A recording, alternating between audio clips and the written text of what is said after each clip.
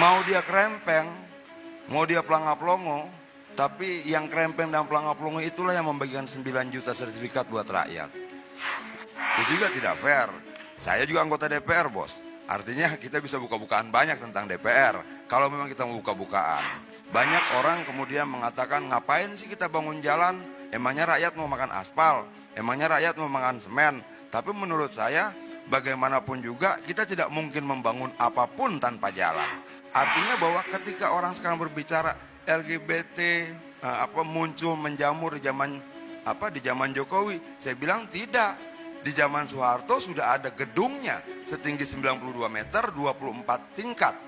Bentuknya sangat persis seperti alat kelamin laki-laki. Itu harus dijelaskan. Dan bagaimanapun juga ketika banyak orang mencela Jokowi, orang bilang dia presiden krempeng, kalau Fadlizon bilang dia presiden pelangap-longo. Tapi mau setuju tidak setuju, pelangap-longo ya. Iya, dulu, iya nggak langsung ya, tapi arahnya ke sana kan. Iya, nggak apa-apa kan kita tahu arahnya, tidak masalah. Nah, nggak apa-apa. Nah, kalau menurut saya, mau dia krempeng, mau dia pelangap-longo, tapi yang krempeng dan pelangap-longo itulah yang membagikan 9 juta sertifikat buat rakyat.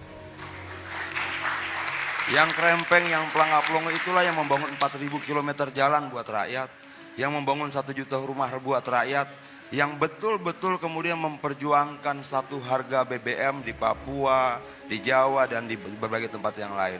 Mereka yang menghina presiden itu yang menurut saya belum berbuat apa-apa. Contohnya misalnya kalau kita bicara presiden dan DPR itu sama-sama lembaga tinggi negara. Sebagai pimpinan DPR harusnya malu ketika kemudian banyak media sekarang sedang menyerang DPR karena tidak punya prestasi apa-apa gitu loh. Nah, saya agak sedih bagaimana pimpinan DPR yang menurut publik tidak punya prestasi apa-apa, coba kemudian mendegradasi Jokowi yang sangat syarat dengan prestasi. Itu juga tidak fair. Saya juga anggota DPR, bos. Artinya kita bisa buka-bukaan banyak tentang DPR kalau memang kita mau buka-bukaan. Tapi saya tidak mau, kenapa? Saya coba menjaga marwah DPR dan marwah presiden sebagai sesama lembaga tinggi negara, produk pemilu yang dipilih langsung oleh rakyat. Bagaimanapun juga menurut saya ada koridor kita berdemokrasi di mana nilai-nilai etis itu juga harus kita jaga. Nggak bisa kita menggunakan atas nama kebebasan mencaci maki orang, atas nama kebebasan memfitnah orang, atas nama kebebasan menyebarkan kebohongan dan sebagainya, atas nama kebebasan kita menghakimi kepintaran orang, kecerdasan orang dan sebagainya. Kebebasan itu bukan seperti itu. Kebebasan yang kita perjuangkan dulu ketika saya di jalan dan Pak Fadlizon ada di MPR saat itu, karena setahu saya Pak Fadlizon ini juga diangkat sebagai utusan golongan ya, tahun 98 dari pemilu 97 yang angkat kalau tidak salah Soeharto, kalau tidak salah, iya betul. Ya betul, dan saya waktu itu di jalan. Jadi saya lebih memahami persis tentang kebebasan yang kita perjuangkan tentunya. Nah, itu yang saya harapkan. Beginilah, kalau memang kita mau berkompetisi, ayo kita berkompetisi dengan baik. Kalau memang kita mau memilih presiden, ayo kita sama-sama memaparkan visi dan misi. Bahwa kemudian sebelah sana sampai hari ini saya belum tahu program-programnya apa, saya belum tahu visi misinya apa, dan rakyat juga tidak tahu visi misinya apa. Baiknya itu yang dibuat, itu yang disampaikan langsung pada rakyat. Bagaimanapun juga Jokowi tidak perlu berbicara terlalu banyak tentang visi misi lagi sebenarnya, karena sudah jelas apa yang dilakukan betul-betul untuk kepentingan rakyat. Banyak orang kemudian mengatakan, ngapain sih kita bangun jalan? Emangnya rakyat mau makan aspal? Emangnya rakyat mau makan semen? Tapi menurut saya bagaimanapun juga kita tidak mungkin membangun apapun tanpa jalan. Nggak mungkin kita bangun pabrik tanpa jalan, nggak mungkin kita bangun industri perkebunan tanpa jalan, tidak mungkin kita bangun sawah tanpa jalan, tidak mungkin kita membangun distribusi apapun tanpa jalan. Artinya pilihan yang dilakukan oleh Jokowi sudah sangat tepat. Nah, persoalannya adalah mau nggak kita jujur mengakui itu? Orang menakut-nakuti sekarang pada rakyat bahwa hutang kita sudah sangat besar. Tapi sebenarnya tingkat kebahayaan utang, perbandingannya dengan rasio PDB dan sebagainya, yang membuatkan DPR, Bang Karni.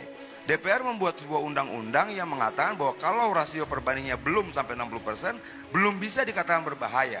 Tapi anehnya DPR juga yang kemudian mengatakan sudah berbahaya. Ini tidak konsisten juga menurut saya teman-teman di DPR dalam melihat tentang hutang. Kalau kita berbicara tentang ekonomi, ekonomi apa yang dikhawatirkan? Sampai hari ini ketika kemudian orang bilang reuni 212 ini bisa berdampak terhadap elektabilitas, sambil kita menunggu hasil survei, kita lihat sebenarnya apa yang paling sensitif ketika ada sebuah akumulasi massa sangat besar. Biasanya nilai tukar rupiah terhadap dolar. Sampai hari ini fine-fine saja. Justru nilai tukar semakin menguat dari hari ke hari. Artinya bahwa secara ekonomi tidak berdampak, secara elektabilitas pun menurut saya tidak berdampak buruk terhadap Jokowi. Kenapa?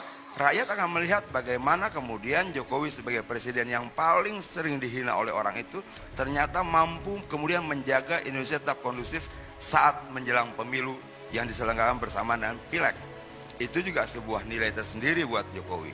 Belum tentu misalnya kemudian ketika dia digantikan akan mampu seperti itu. Nah, banyak hal yang perlu dijelaskan ketika kemudian kita berbicara panjang lebar keterkaitan dengan Orde Baru. Seperti misalnya begini, banyak orang berbicara tentang LGBT, LGBT, LGBT. Di zaman saya Bang Karni, teman-teman aktivis 98 dulu, kita sempat menyebutkan sebuah gedung di depan Monas sana sebagai monumen LGBT, monumen gay, karena bentuknya sangat persis dengan alat kelamin laki-laki. Itu dibangun di zaman siapa? Itu dibangun di zaman Soeharto tahun 94-95. Artinya bahwa ketika orang sekarang berbicara LGBT muncul menjamur di zaman Jokowi, saya bilang tidak. Di zaman Soeharto sudah ada gedungnya setinggi 92 meter, 24 tingkat. Bentuknya sangat persis seperti alat kelamin laki-laki. Itu harus dijelaskan. Dan masih banyak juga yang harus dijelaskan oleh tim pemenangan Prabowo. Terkait misalnya teman-teman kita yang hilang, kemana mereka? Itu loh. Lalu apakah mampu kemudian tim pemenangan Prabowo ini menjadi sebuah tim yang solid? Menurut saya tidak. Dan saya pikir tim pemenangan Prabowo harus mampu menjelaskan. Apa mungkin misalnya SBY yang menandatangani surat pemberhentian Prabowo bisa kemudian menjadi tim pemenangan Prabowo begitu? Menurut saya tidak. Artinya bahwa ketidaksolidan tim pemenangan Prabowo tidak semata-mata persoalan kardus-mengkardus saja, tapi juga terkait dengan proses sejarah masa lalu, di mana memang yang menandatangani pemberhentian Prabowo salah satunya adalah SBY.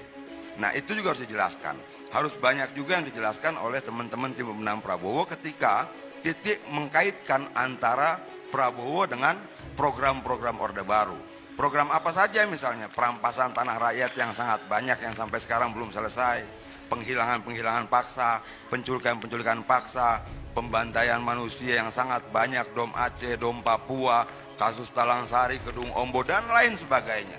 Yang kemudian harus diwariskan sampai sekarang. Siapa sih yang tidak kena di zaman Orde Baru? Buruh ada korbannya, siapa? Marsina. Wartawan ada korbannya, siapa? Udin. Mahasiswa sangat banyak. Bahkan mahasiswa-mahasiswa di Sulawesi Selatan yang dulu cuma menuntut ongkos PT-PT tidak naik Rp50, 3 orang harus meninggal dunia. Bagaimana kemudian ketika Prabowo dikaitkan betul dengan Orde Baru, tim pemenang Prabowo harus menjelaskan sekian banyak tragedi-tragedi kemanusiaan itu terhadap rakyat. Mungkin mereka coba mencari dalih lain karena ketidakmampuan menjelaskan kesalahan masa lalu itu. Bagaimana caranya mencari cerita-cerita bohong, membangun fitnah-fitnah baru. Mungkin mereka bisa merasa senang dengan cara seperti itu. Tapi menurut saya demokrasi dan bangsa yang baik tidak akan mungkin mampu kita bangun di atas kebohongan demi kebohongan. Terima kasih Bang Karni.